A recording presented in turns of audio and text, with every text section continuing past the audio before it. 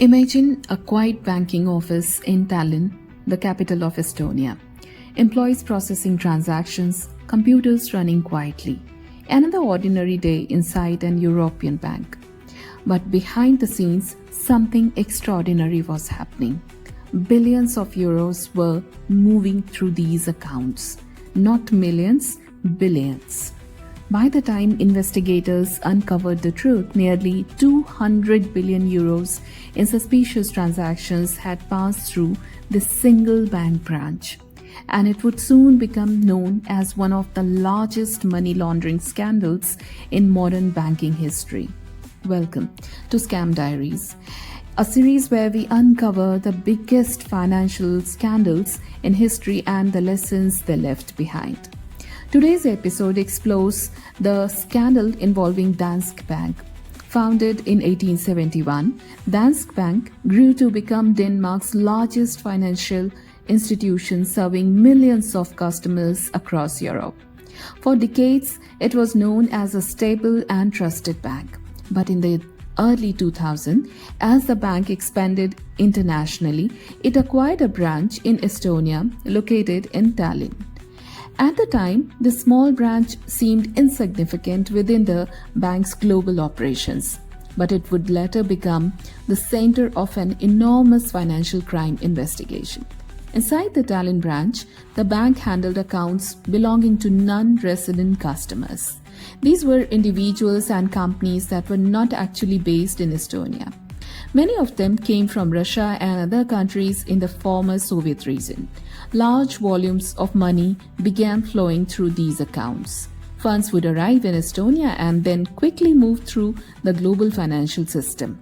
Often, the companies behind these transactions were difficult to trace.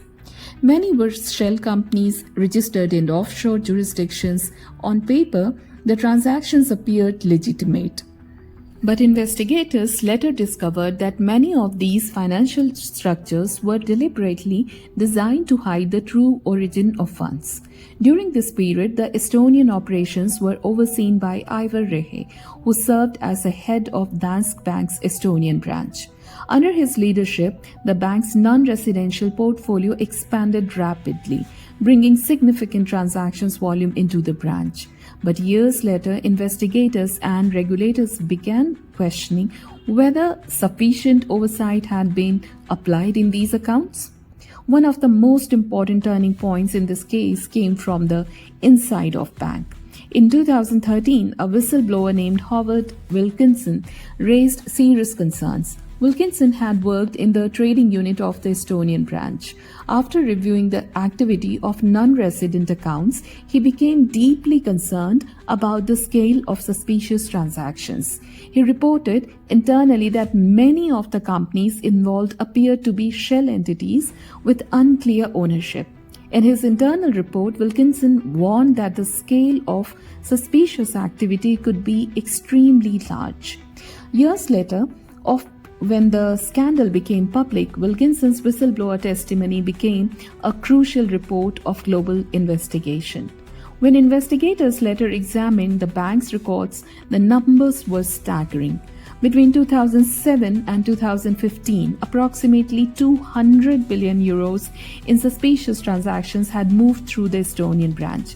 To understand the magnitude of this number, 200 billion euros is larger than the entire annual economy of several countries. Much of this money flowed through complex networks of offshore companies and non-resident accounts. As the scandal unfolded, the leadership of Danske Bank came under intense scrutiny. The bank's chief executive at the time, Thomas Bogen, faced mounting pressure after the findings became public.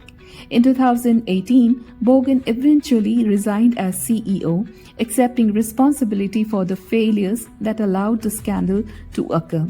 The scandal also led to investigations into the bank's internal governance and compliance structures. The revelations quickly attracted global media attention. Major news organizations including BBC News and Financial Times reported extensively on this case. Their investigations revealed how massive volume of suspicious funds had moved through the bank's Estonian branch for years. Regulators across Europe and the United States began examining whether the bank had failed to detect and prevent money laundering risks. Financial authorities across multiple jurisdictions launched investigation into the scandal. Reports highlighted major weaknesses in risk monitoring, beneficial ownership transparency, and internal compliance oversight. The case became a major example cited by regulators when discussing the importance of stronger anti-money laundering controls in international banking. Looking back, investigators identified several warning signs that had existed long before the scandal became public. Many customers had unclear beneficial ownership. Corporate structures were unusually complex. Transaction volumes were extremely high for the type of businesses involved. And internal employees had already raised concerns about suspicious activity. These were exactly the type of red flags that modern AML systems are designed to detect. But in this case, the controls and oversight mechanisms failed to stop what was happening. The Danske Bank scandal exposed serious weaknesses in global financial supervision. Banks must apply stronger monitoring to high-risk customers and non-resident accounts. Transparency around beneficial ownership is essential, and regulators across countries must cooperate closely to monitor cross-border financial flows, because in today's financial system, money can move across the world in seconds, and when oversight fails, even a single bank branch can become a gateway for billions in suspicious transactions. Financial scandals rarely begin with dramatic headlines. They began quietly, with unusual transactions, ignored warnings, and systems that fail to ask the right questions. The story of Danske Bank reminds us that financial crime does not always exist outside the banking system. Sometimes it moves directly through it. If you found this story insightful, share your thoughts in the comments and stay tuned for the next episode.